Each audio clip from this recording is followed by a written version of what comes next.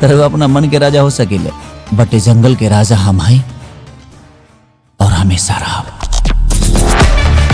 जितना भी भोजपुरी के देखे वाला लोग बा सब के सांझे बिहाने चैनल पे स्वागत बा। आज हम जना फिल्म के ट्रेलर के रिव्यू करे खातिर आइल बानी। ये फिल्म के नाम है डंस। डंस फिल्म में एक्टर बाड़न भोजपुरी के ट्रेंडिंग स्टार खेसारी लाल यादव और ये फिल्म में एक्ट्रेस बाड़ी यानी कि अभिनेत्री बाड़ी श्वेता सेन। डंस फिल्म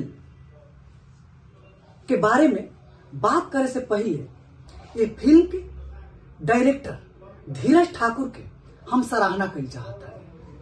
हम सराहना ये से कल चाहता है कि कलाकार खेसारी लाल यादव के लेके तरह तरह के राइटर, डायरेक्टर, प्रोड्यूसर फिल्म के निर्माण के लिए बना और कुछ फिल्म ब्लॉकबस्टर भी रहल बा और सफलता के नया मुकाम और एगो अलग झंडा भी गड़ले बा। लेकिन जौन डंस फिल्म बा, डंस फिल्म के बदौलत भोजपुरी फिल्म इंडस्ट्री में एगो नया लकीर ना, लाइन ना, एगो नया रनवे बना दिल गइल बा, जेकरा के उपयोग करके आवे वाला हर कलाकार, हर एक्टर, डायरेक्टर, राइटर, प्रोड्यूसर उड़ान भर सकेला और अपना सफलता में चार चांद भी लगा सकेला।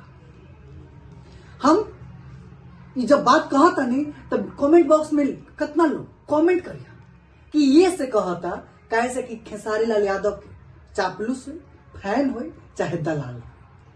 ना, तारा लोग के सोच में खरोच बा ये से कि तू लोग उहे सिनेमा देखेला जौना में चोली के बात होके, ढोढ़ी दिखावे, पेट दिखावे, जोबन दिखावे और व्यूज के होड़ में ऐसा ने चीज खूब धड़ल्ले से चलता। रातों रात यह सब चीज दिखा के लोग स्टार और फेमस और सेलिब्रिटी बन जाता।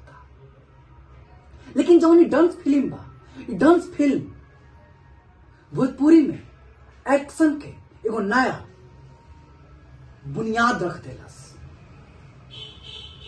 जवन भोजपुरी फिल्म इंडस्ट्री एगो सास बहू के कहानी और सास बहू के लड़ाई झगड़ा के ही इर्द गिर्द घूमत रहत रहेला, ओकरे पर कहानी और ओकरे के तोड़ मरोड़ के समय समय पर दर्शक के बीच में उतारत रहल जाला।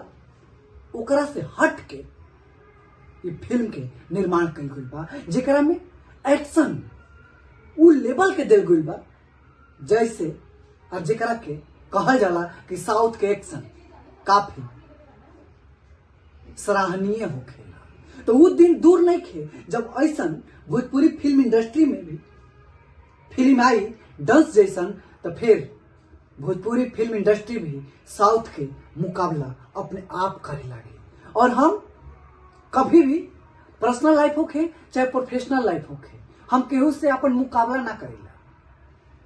हम खुद के अपन बीतल दिन से बेहतर बनावे के हरदम कोशिश और प्रयत्न करत रहिला और निरंतर प्रयास से हम सफल भी होखिला।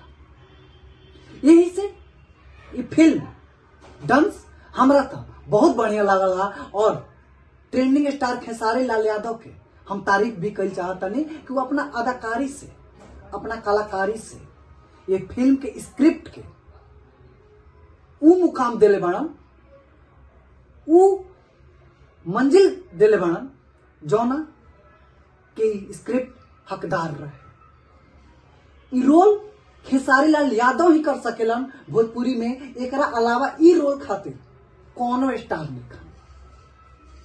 कैसे कि ये फिल्म की जो स्क्रिप्ट बा ये ऐसा ने कलाकार के मद्देनजर रखत लिखल गइल बा जवन डायलॉग बोले तो रोआ खड़ा हो जाए, रोंगटा खड़ा हो जाए और जवन छोटका हमार भाई सोचा तानन सा उहो खड़ा हो जाए।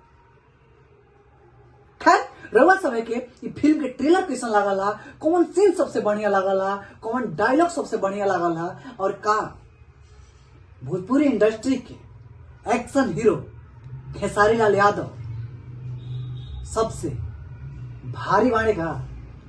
अगर हमारा बात से एग्री करतन जा तो वीडियो के लाइक वस्ते करब जा, अपन विचार कमेंट बॉक्स में वस्ते बताइब जा कि का ट्रेंडिंग स्टार खेसारी लाल यादव जवन भोजपुरी इंडस्ट्री डूबत रहे, जवन चोली और घाघरा और लहंगा में समाइल जात रहे, ओकरा के बाहर निकाले के कोशिश कर देले बाने का।